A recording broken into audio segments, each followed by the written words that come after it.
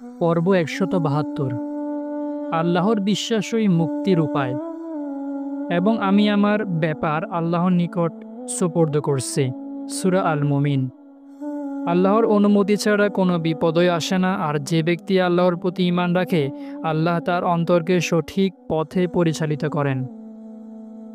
যে ব্যক্তি বুঝে যে দুর্যোগ ভাগ্যের পূর্ব নির্ধারণী বা তকদির অনুসারেই আসে, আল্লাহ তার অন্তরকে সঠিক পথে পরিচালিত করেন। তিনি তাদেরকে বোঝা মুক্ত করেন এবং সে শৃঙ্খল মুক্ত করেন যা তাদের উপর ছিল। সূরা আল আরাফ। কার্সি মিয়ারসন, অ্যালেক্সিস কার্লাইল ও ডেল কার্নেগির মতো কতিপয় পশ্চিমা লেখকগণও নির্দ্বিধায় স্বীকার করেন যে বস্তুবাদী মানসিকতা সম্পন্ন পতনশীল পাশ্চাত্যের রক্ষার একমাত্র উপায় হল ঈশ্বরের প্রতি ঈমান। তারা এই মতের ব্যাখ্যায় বলেন যে পাশ্চাত্যের সদাবর্ধনশীল ভয়ঙ্কর আত্মহত্যার ঘটনার পিছনে যে কারণ রয়েছে তা হলো নাস্তিকতা ও সবকিছুর প্রতিপালক ঈশ্বরের প্রতি বিশ্বাসের অভাব।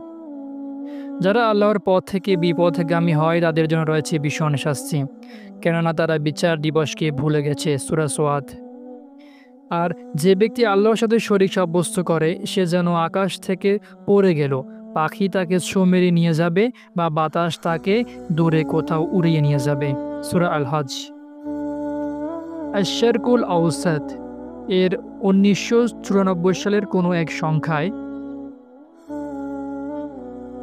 প্রেসিডেন্ট জর্জ বুশের স্ত্রীর সাথে এক সাক্ষাৎকারে প্রকাশিত হয়।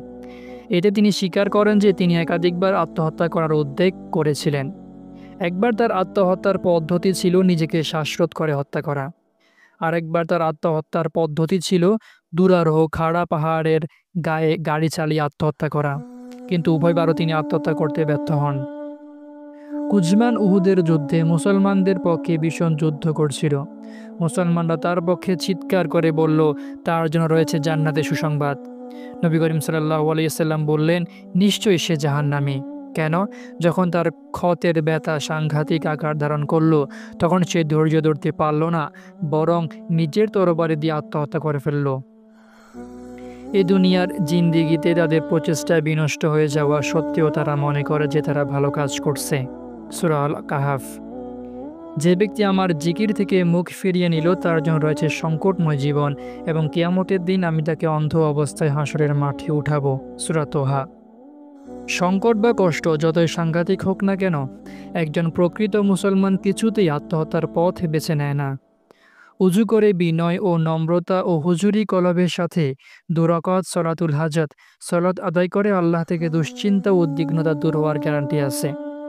অতএব তারা যা বলে সেই বিষয়ে তুমি ধৈর্য ধারণ করো।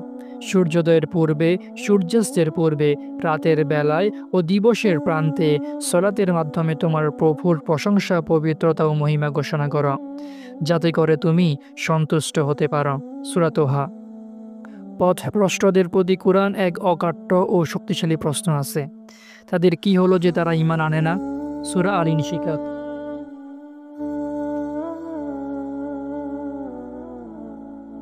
দলিল প্রমাণ যখন স্পষ্ট, তখন কিসে তাদেরকে ঈমান আনা থেকে পাশ কাটিয়ে রাখে? আমি তাদেরকে আমার নিদর্শনসমূহ দিগন্তে দিগন্তে দেখাবো এবং তাদের নিজেদের মাঝেও দেখাবো, যাতে তাদের নিকটে কথা স্পষ্ট হয়ে যায় যে এই কুরআন সত্য। সূরা হামিম সাজদা। আর যে সৎকর্মপরায়ণ অবস্থায় আল্লাহর নিকট আত্মসমর্পণ করবে সে তো দৃঢ়ভাবে ধারণ করবে এক মজবুত হাতল। সূরা লোকমান।